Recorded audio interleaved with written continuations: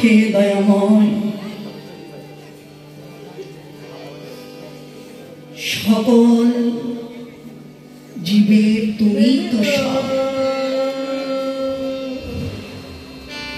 নিরাশ্রয়ের আশ্রয় তুমি, তুমি তো সব। তুমি ছাড়া জগতে কে আছে বলো?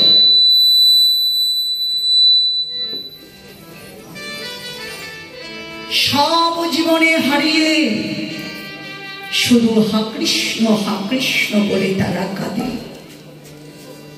তাই তো বলি, গৌর রূপের তুলনা হয় না না করি, ভগবানের রূপের তুলনা করা যায় না। বিদ্যুতের বিদ্যমানার সাথে গৌর রূপের তুলনা মিলাতে পারলেন না। এবার তুলনা করছেন জগতের ছোট্ট ক্ষুদ্র একটি বস্তুর সাথে। কি সেই বস্তু? ওরে শান কুসুমতা হে কোন গলি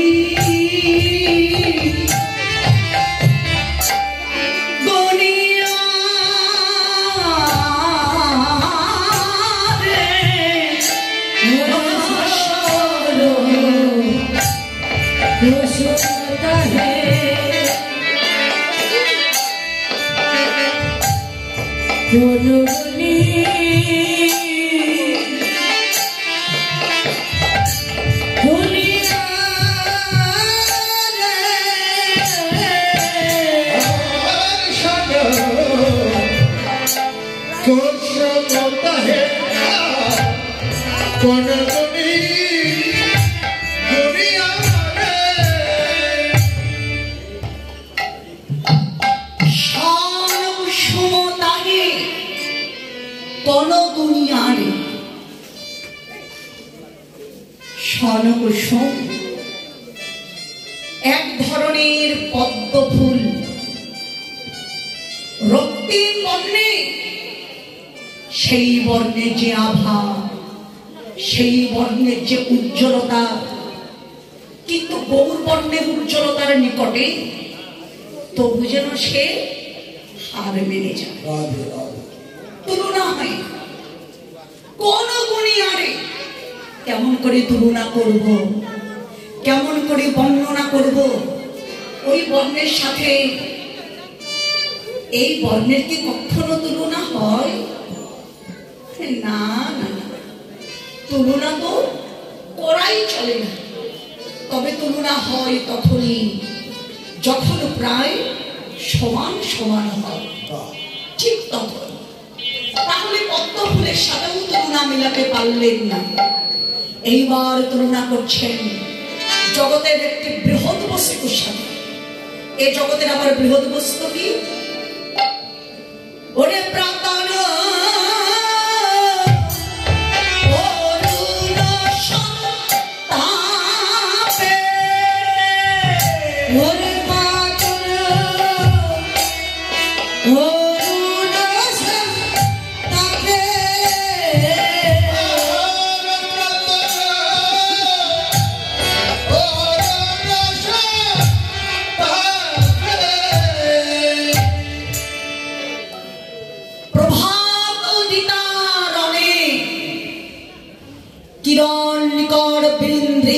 শোভা গৌর বর্ণের। বৈষ্ণব কবি তুলনা করছে, কিন্তু কার সাথে? যে প্রাতর অরুণ সন্তপ। সূর্যের কিন্তু বাবা এক নাম হলো অরুণ, কিন্তু সূর্যের কি শুধু একই নাম আছে? সূর্যের কিন্তু এক নাম নেই, অনেক নাম আছে। যেমন দিবাকর, দীনমণি, দীনবন্ধু, কমলবন্ধু, আদিত্য, মাতঙ্গ, কর, ভাস্কর, সূর্য, অনেক তার নাম আছে। কিন্তু সময় রসিক করা নাম মাত্র তিনটি। সে কিন্তু জগতে তিনটি নামেই পরিচিত। সেই তিনটি নাম কি? অরুণ, তপন আর হলো রবি। এই যে তিনটি নাম। তাহলে অরুণ আবার কখন হয়?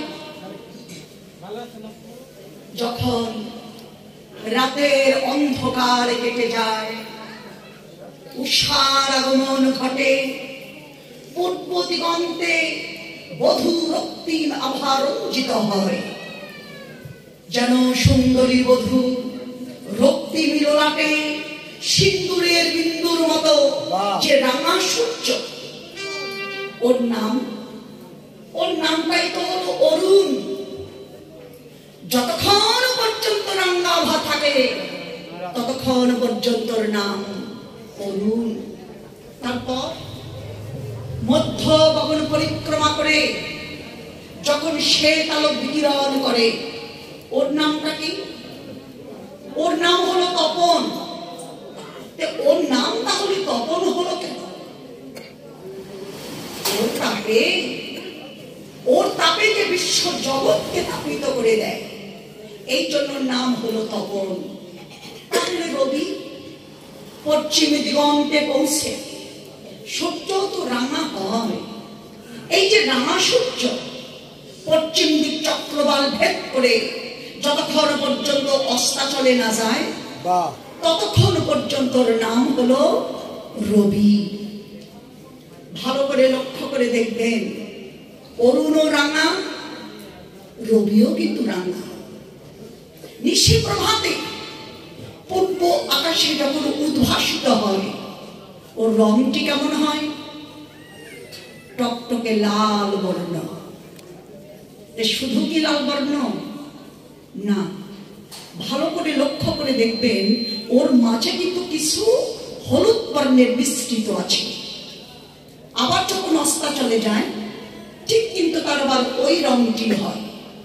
তাহলে অরুণের বর্ণ যেমন, রবির বর্ণও তেমন। এইবার বৈষ্ণব কবি গৌরের রূপের তুলনা করছেন কার সাথে? যে গৌর রূপের তুলনা করলেন অরুণের সঙ্গে।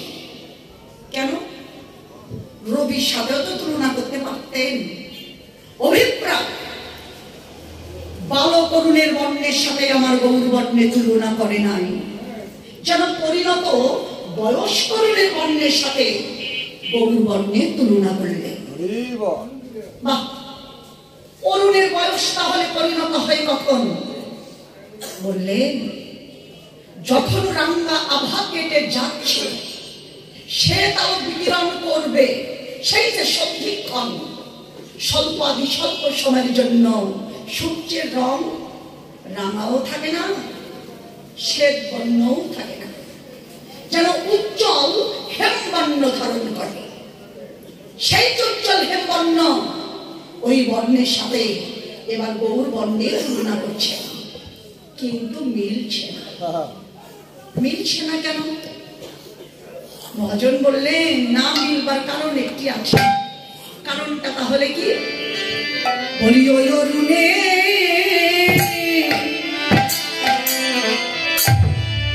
ওরে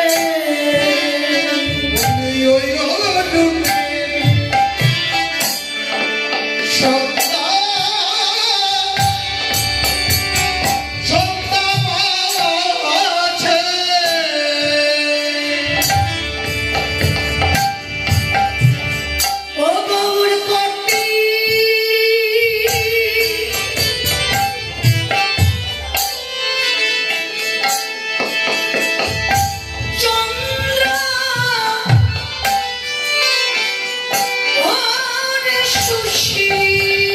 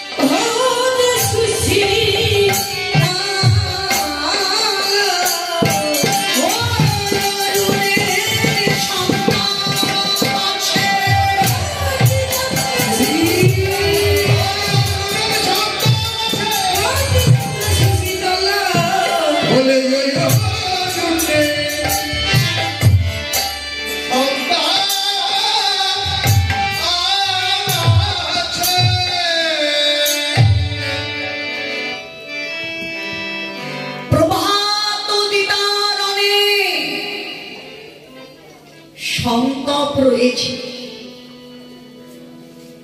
ওর তাপে বিশ্ব জগৎকে তাপিত করে দেয়। কিন্তু গৌরবর্ণে যে দীপ্তি, গৌরবর্ণে যে ছটা, তা যেন কিঞ্চিত মাত্র সন্তপ নেই, বরং একটি চন্দ্রের আর কত শীতলতা, কোটি কোটি চন্দ্রের কিরণে যে শীতলতা, তবু যেন গৌরবর্ণের নিকটে হার মেনে যায়, তুলনা হয় না। চাঁদের যে কিরণ, চাঁদের যে কিরণ শীতল বটে, চাঁদের কিরণে ত্বককে শীতল করতে পারে, এই দেহকেও শীতল করতে পারে, কিন্তু হৃদয়কে শীতল করার যোগ্যতা ওই চাঁদের তো নেই। কিন্তু আমার গৌরবর্ণের যে দীপ্তি, গৌরবর্ণের যে ছোটা, তাই এ জগতে যাদের একবার এই শীত আকাশে ঝলক দিয়েছে, তাদের এই জাগতিক জগতে কোন জ্বালা, কোন যন্ত্রণা এই হৃদয়কে যেন স্পর্শ করতে পারে না। সমস্ত সন্তাপ বিকৃতি হয়ে যায়, বিকৃতি হয়ে আদি দৈবিক, আদি ভৌতিক, আধ্যাত্মিক সমস্ত প্রকারের তাপ বিকৃতি হয়ে নিত্য শাশ্বত চরম পরম প্রশান্তি লাভ করে ধন্য হন, কৃতার্থ হন। আর তখনই তাদের অন্তরের ভাবটি হয়, হে ভগবান, হে জগদীশ্বর,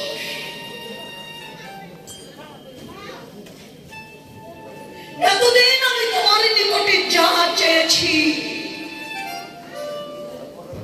তা আমি পেয়েছি, কিন্তু যা চেয়েছি তা তো জীবনে ভুল করে চেয়েছি।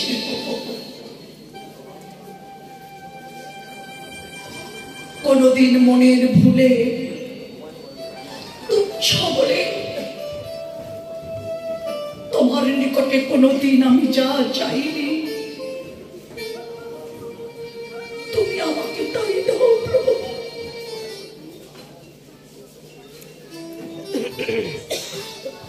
এই বিশ্ব জগতের মানুষ তোমার নিকটে তুচ্ছ বলে যা চায় না, তুমি আমাকে তাই দাও। বাহ, এই জগতের মানুষ তাহলে ভগবানের কাছে, ঈশ্বরের কাছে তুচ্ছ বলে কি চায় না? কেউ কিন্তু কোনদিন বলে না, হে ভগবান তুমি আমাকে দুঃখ দাও, আমি তোমার কাছে দুঃখ চাই। এই কথা কি কেউ কোনদিন বলে?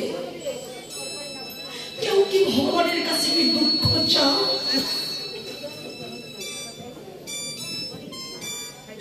কেউ দুঃখ চায় না। সকলেই জগতের দুঃখকে তুচ্ছ বলে করে থাকে। এতদিন তো ঠিক আমিও তাই মনে করেছি, কিন্তু এখন দেখতে পাচ্ছি যে ভালোবাসায় বাধা নেই, সেই ভালোবাসা যেমন পরিপূর্ণরূপে আস্বাদিত নহে, যে প্রেমে বিলোপ নেই, সেই প্রেম যেমন সুখ আস্বাদনের নহে, ঠিক তেমনি জগতে যে মানুষের জীবনে কোনো দুঃখ নেই, সেই মানুষ কোনদিন এই জীবনকে কোনদিন পরিপূর্ণ রূপে আস্বাদন করতে পারে না।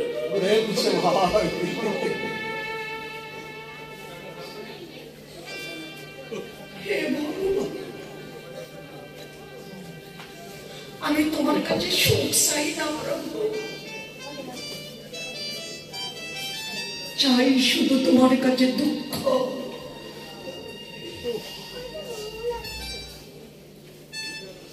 হে ভগবান, তুমি তো হলে জগতে মহান দাতা, দাতার শিরোমণি।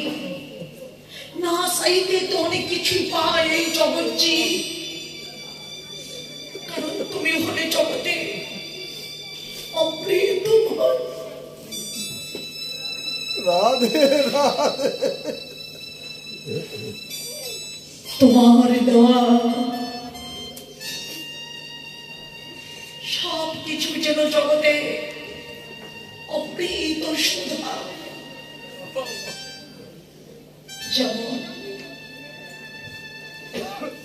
একটি ক্ষীরের পুতুল, একটি ক্ষীরের পুতুলকে ক্ষীর দিয়েই তৈরি করা হয়, কিন্তু কোনো অংশ কেউ ফেলে দেয় না। সব অংশ যে ক্ষীরের স্বাদে পাওয়া যায়, তেমনি ভগবান জগতে অমৃতময়। ভগবানের দেওয়া দুঃখ অমৃত, সুখ অমৃত, আনন্দ অমৃত, বেদনাও অমৃত, আঘাত অমৃত, যন্ত্রণাও অমৃত। ভগবানের দেওয়া সব কিছু জগতে যেন অমৃত সুধা। কিন্তু কাদের কাছে? জগতে ভগবান তো অমৃতময়, তা সকলের কাছে কি ভগবান অমৃতময়? না, সকলের কাছে না। তবে কাদের কাছে অমৃতময়? এই জগতে যাদের কেবল ভগবান চরণে নিবেদিত,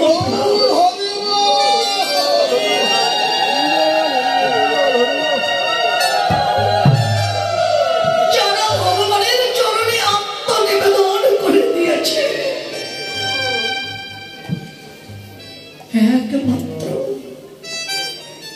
একমাত্র তাদের নিকটে শুধু ভগবান অমৃতময়।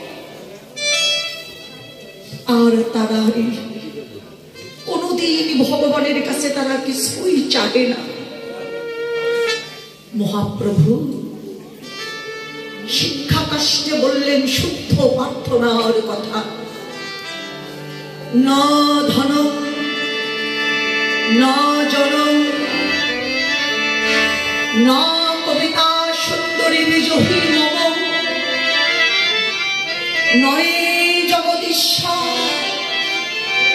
শুভ কায়ে মনে, মম জননী জন্ম ঈশ্বরে ভবতৈ কীর্তৈ।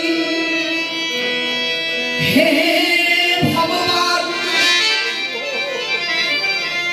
হে জগদীশ্বর, আমি তোমার কাছে ধন চাই না, কেননা যদি ধন মাঝে মত্ত হয়ে তোমায় ভুলে যায়,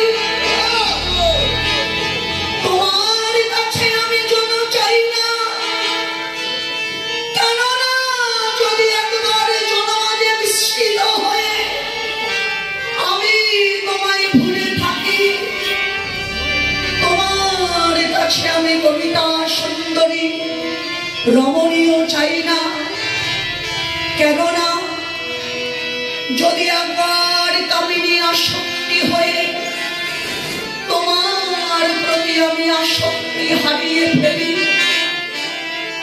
শুধুমাত্র তোমার চরণে একান্ত মিনতি, শুধু এই জন্মে নয় জন্ম জন্মান্তর ধরে, হে দয়াময় তুমি আমাকে যা দিয়েছ সবই তো তোমারই দেওয়া, আমার বলতে তো জগতে কিছু নাই, কিন্তু যা দিয়েছ সব কিছুই তুমি হরণ করে নাও, কিন্তু যত পারো তুমি আমায় দুঃখ দাও, আঘাত দাও, জ্বালা দাও, যন্ত্রণা দাও। তোমার দেওয়ায় আঘাত পেয়ে, দুঃখ পেয়ে, জ্বালা পেয়ে, যন্ত্রণা পেয়ে আমি যেন পথে বসে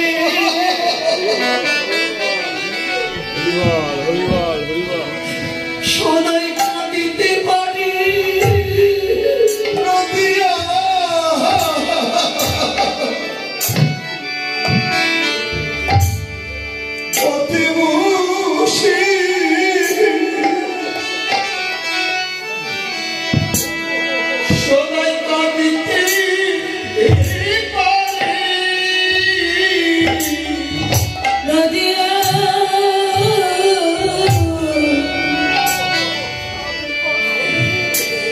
আমি যেন পথে পথে বসে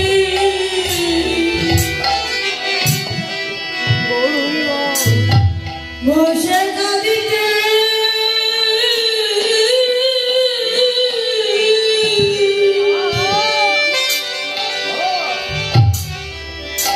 কাঁদিতে পারি।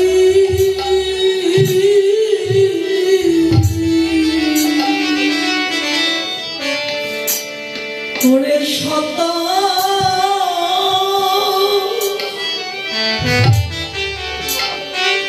ব্যথা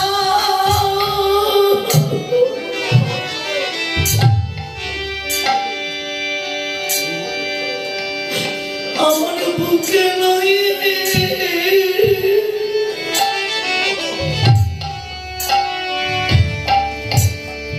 আমি যেন নদিয়া পথে বসে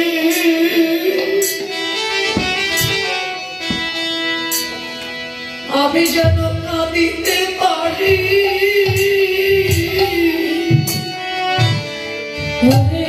শত ব্যথা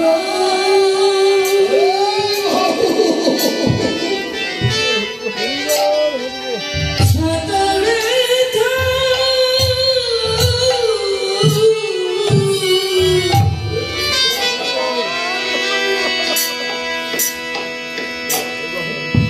আমার এই বুকে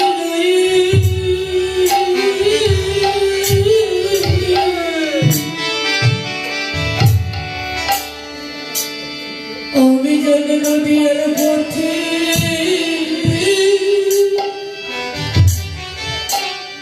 পথে বসে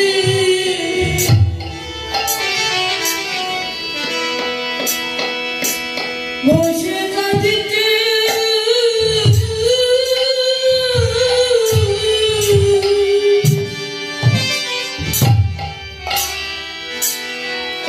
কাঁদিতে পারি।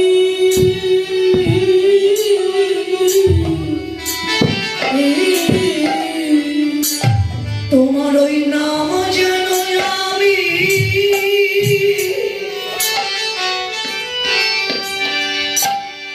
কোনদিন ভুলি,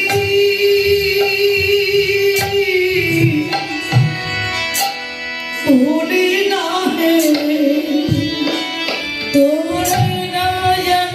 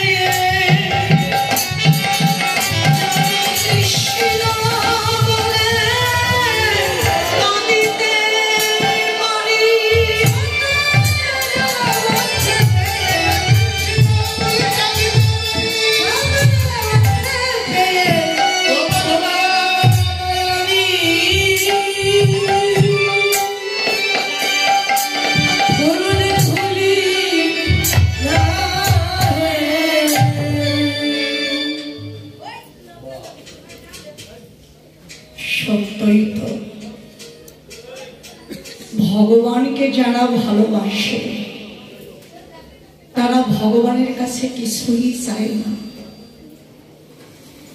কিছুই তারা চায় না। আর ভগবান যাকে কৃপা করে, করুণা করে, তাকে কিন্তু ভগবান কোনোদিন সুখেও থাকতে দেয় না। তাদেরকে দেখবেন কোনো না কোনো আঘাত, কোনো না কোনো জ্বালা, কোনো না কোনো যন্ত্রণা ভগবান তাদেরকে দিয়েই থাকে। অনেক প্রমাণ করে দিয়েছে ভগবান। আর মানব জীবনে তো শুধু এক প্রকারের জ্বালা যন্ত্রণা নয়, অনেক প্রকারের জ্বালা যন্ত্রণা আছে, দুঃখ আছে, আঘাত আছে,